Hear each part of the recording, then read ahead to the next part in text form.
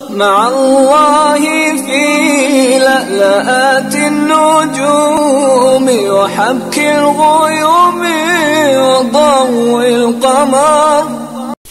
نحمده ونصلي على رسوله الكريم. اما بعد، بسم اللہ الرحمن الرحیم.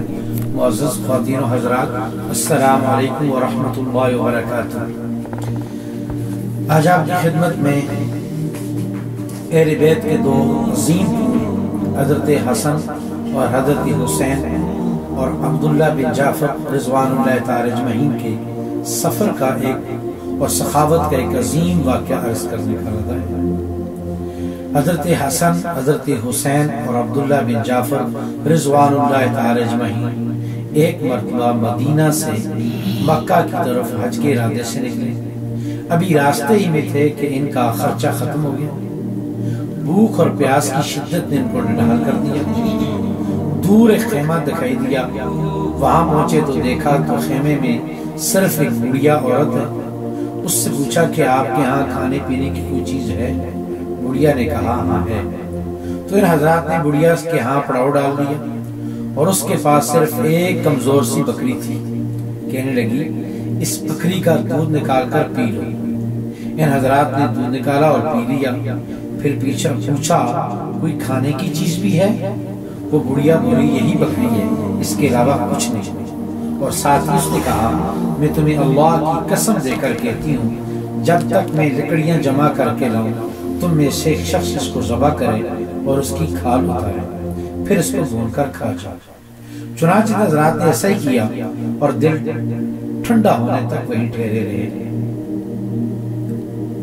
چلتے وقت بڑھیا سے کہا ہم قریشی لوگ ہیں، حج کے لیے مکہ جا رہے ہیں.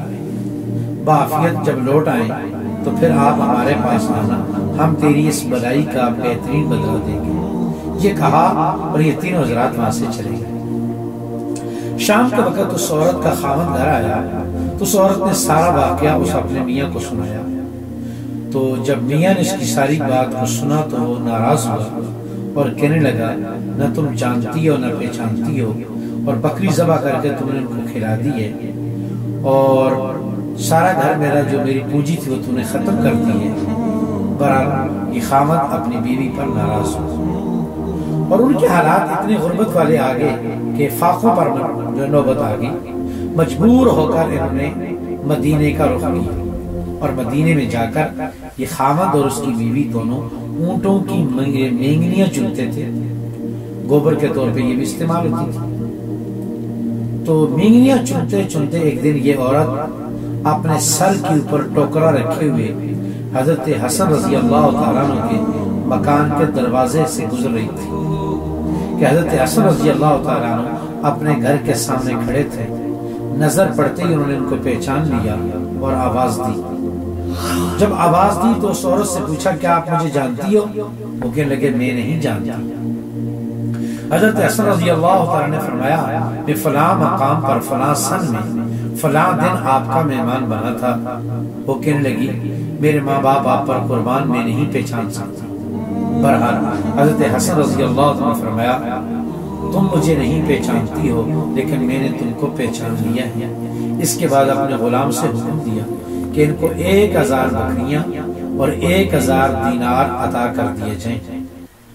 1000 بکریاں اور 1000 دینار دے کر اپنے خادم سے فرمایا کہ اس کو حسین کے پاس لے جائیں.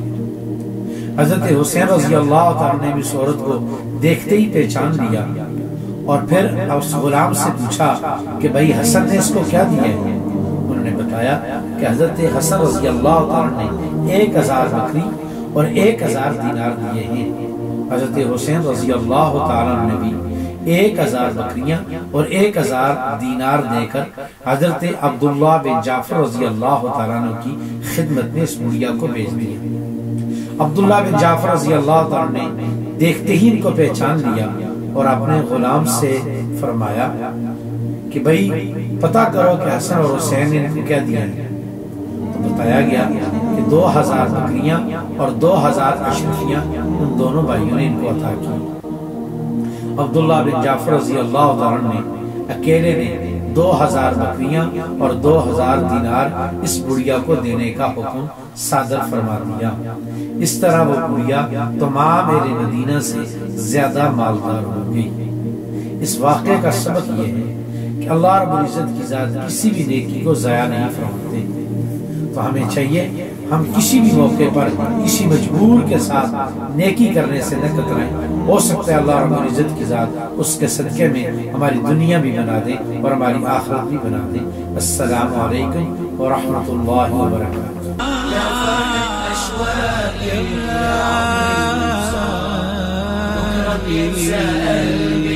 كل أيام الصعب